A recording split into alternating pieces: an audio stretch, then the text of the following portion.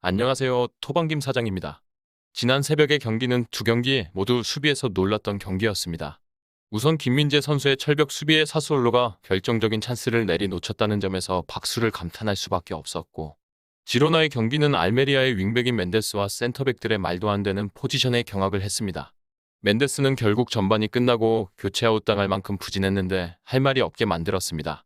너무 알메리아를 과대평가했던 것 같습니다. 금일도 리그 경기들이 이어지는 주말이기에 좋은 결과를 위해 분석했으니 잘 참고하셔서 좋은 결과 가져가시길 기원하며 분석 시작하겠습니다. 금일 경기는 뉴캐슬과 리버풀의 경기입니다. 최근 득점에 목말라 있는 두 팀 간의 대결입니다. 뉴캐슬은 리그 최근 5경기에서 4경기를 무승부로 승점을 한 점밖에 챙기지 못했고, 이 기세로는 차후 상위권 유지에 정말로 차질이 생길 수도 있는 상황입니다. 현재 이번 경기에서 생막시망의 경미한 부상으로 출전이 의심되는 것과 함께 여전히 기마랑이스의 징계로 출전이 이뤄지지 못한다는 요소가 경기에 영향을 끼칠 수밖에 없습니다. 지난 경기에서 뉴캐슬의 실패는 명백히 그 이유가 보였습니다. 지난 경기에서도 조엘링톤과 알미론을 미드필더로 활용하게 하면서 상당한 동선을 뛰게 만들었고, 조엘링톤은 수비 가담과 함께 공격 전개까지 모두 그의 움직임의 시작이 되었습니다. 하지만 알미론과 함께 조엘링톤이 이 선에서 이런 식으로 경기 조율에 힘을 쓰는 것보다는 전방에서 골잡이로 활약하는 것이 윌슨도 결정할 수 있는 현재의 상황에서 뉴캐슬이 필요한 것입니다. 만일 이번 경기에서도 알미론이 이 선으로 빠지게 된다면 분명 득점 상황에 어려움을 겪을 가능성이 높고, 뉴캐슬이 승점 3점을 온전히 챙기는 것이 어려워질 수 있다는 것도 분명해 보입니다. 한편 상대인 리버풀은 지난 경기에서 드디어 승리를 기록하며 부진을 끊어냈는데, 문제는 이번 경기가 또다시 원정 경기라는 점입니다. 지난 경기는 홈에서 치러졌고 리버풀이 안필드에서 보이는 자신감에 대해서는 해외 축구 팬이라면 모두 아실 겁니다. 하지만 여전히 이번 시즌 원정에서 애를 먹고 있고 상대도 뉴캐슬이다 보니 경기가 쉽진 않을 것입니다. 특히 지난 경기도 리버풀의 득점은 역습 상황에서 속도를 살려내는 누네즈와 살라의 퍼포먼스였고, 이번 경기에서도 역습 상황을 잘 살려야 하겠지만 워낙 수비가 좋은 뉴캐슬이다 보니 리버풀이 지난 경기와 같이 쉽게 뒷공간을 공략할 수 있는 상황이 나오지는 못할 것이라 판단됩니다. 아직까지 각포가 제대로 된 활약을 하지 못하고 있다만 현재 조타와 반다이크 그리고 피르미누가 돌아오며 반격의 서막을 열었습니다. 현재 조타의 자리가 있는지는 모르겠지만 반다이크의 스타팅은 확실하다 봐야 하고, 바이체티치와 파비뉴 그리고 핸더슨 중에서는 조타에게 자리를 빼앗길 가능성을 고려해야 할 것입니다.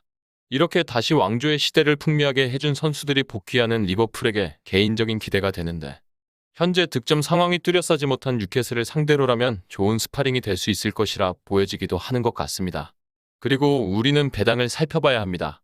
현재 뉴캐슬에게 2.50의 초기 배당률이 설정되었고, 리버풀에게도 2.70으로 상당히 치열한 승부를 예상하고 있습니다.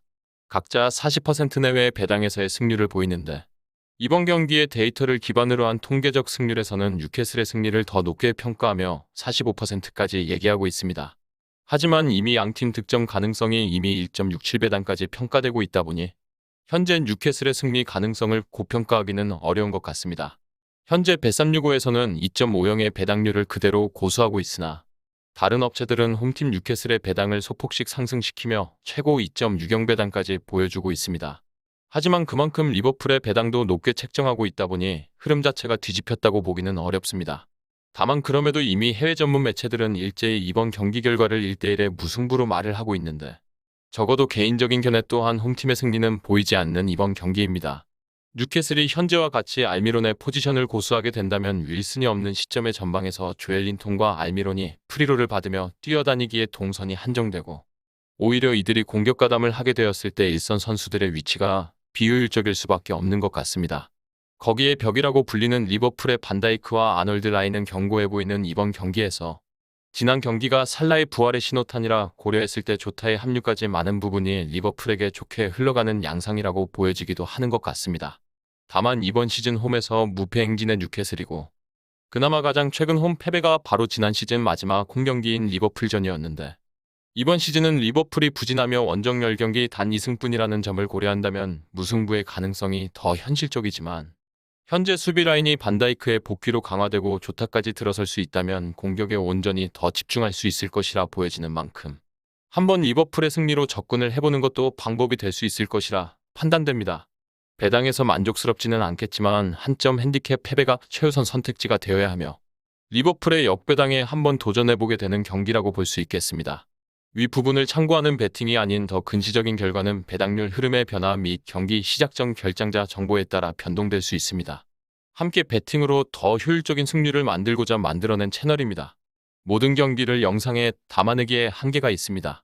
이외 다른 경기들의 정보와 결과 예측 및 더 많은 도움이 필요하시다면 분석방으로 언제든지 연락주세요. 최선을 다해 보이겠습니다.